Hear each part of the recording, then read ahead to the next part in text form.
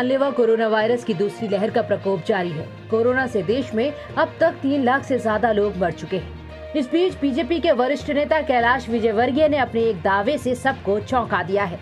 कैलाश विजयवर्गीय ने भारत में कोरोना की दूसरी लहर को चीन की तरफ से भारत पर वायरल वॉर बताया। कैलाश विजयवर्गीय ने कहा कि ये लहर आई है या भेजी गई है, ये सोचने वाली बात है। हमें लगता है कि ये चाइना का वायरल वार है, क्योंकि सिर्फ भारत में ही दूसरी लहर आई, जबकि पाकिस्तान, बांग्लादेश, श्रीलंका, अफगानिस्तान, भूटान जैसे पड़ोसी देशों में कोरोना की लहर नहीं आई।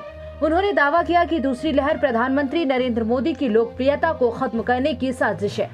कांग्रेस पर निशाना साधते हुए कैलाश विजयवर्गीय ने कहा, कमलनाथ ने कोरोना को भारतीय वेरिएंट बताया है। ये भारत को बदनाम करने की साजिश का हिस्सा है।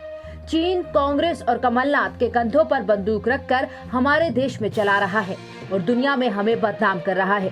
कांग्रेस देश में चीन के लिए राजनीति कर रही है। यह लहर आई है कि भेजी गई है, ये चर्चा का विषय, क्योंकि दुनिया के अंदर यदि चाइना को किसी ने चुनौती दी तो भारत ने दी, मोदी जी ने दी। और ये चाइना का वायरल वार है क्या, इसके ऊपर आज बहस प्रारंभ हो गई। हमें तो लगता है कि चाइना का वायरल वार है, क्योंकि सिर्फ भारत के अंदर ही दूसरी लहर आई है। लगा हुआ देश बांग्लादेश, वहां नहीं, पाकिस्तान में नहीं, श्रीलंका में नहीं, भूटान में नहीं। इससे पहले कमलनाथ ने केंद्र सरकार पर हमला करते हुए कहा था कि दुनिया में भारत कोरोना और ब्लैक फंगस की राजधानी बन गया है।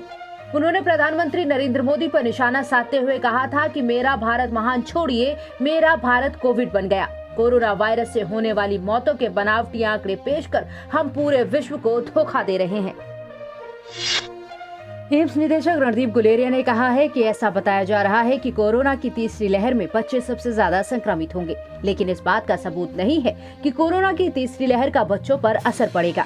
उन्होंने कहा कि बाल रोग संघ ने भी कहा है कि ये तथ्यों पर आधारित नहीं है। तीसरी लहर बच्चों को प्रभावित नहीं कर सकती, इसीलिए लोगों को डरना नहीं चाहिए। तो अगर हम डेटा देखें फर्स्ट वेव का, सेकेंड वेव का, तो डेटा बहुत सिमिलर है और ये यही दर्शाता है कि जो बच्चे हैं वो प्रोटेक्टेड रहते हैं, उनको कम इन्फेक्शन होता है, और अगर इन्फेक्शन भी होता है तो बहुत माइल्ड रहता है। और ये वायरस तो वही है, वायरस तो चेंज नहीं हुआ है, तो इसलिए ऐसा कोई लक्षण, ऐसा कोई इंडिकेशन नहीं है कि जो थर्ड वेव है उसमें बच्चों में ज़्यादा होगा। और ये इसलिए, जिसका एक हाइपोथेसिस वो ये है कि जो वायरस है वो एस रिसेप्टर्स के साथ बॉडी के अंदर एंटर करता है और बच्चों में ये रिसेप्टर्स रिलेटिवली कम हैं एज कम्पेयर टू अडल्ट्स। ये एक हाइपोथेसिस है कि बच्चों में क्यों कम देखा जाता है।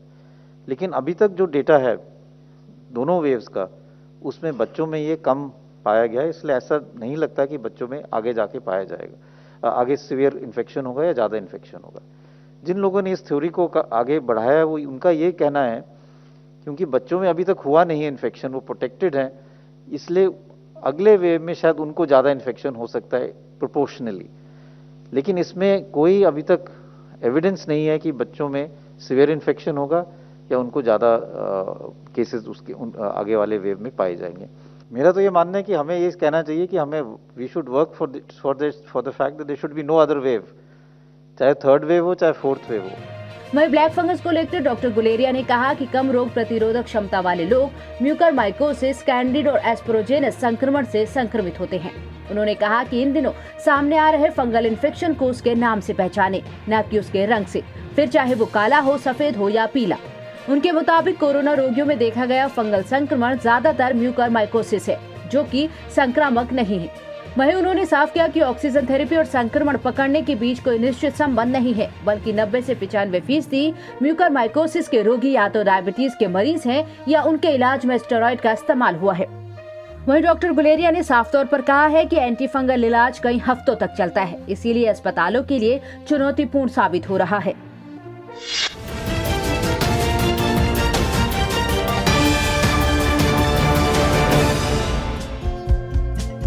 हमारे चैनल को लाइक, शेयर और सब्सक्राइब जरूर करें और नई अपडेट्स के लिए बेल आइकन दबाना ना भूलें।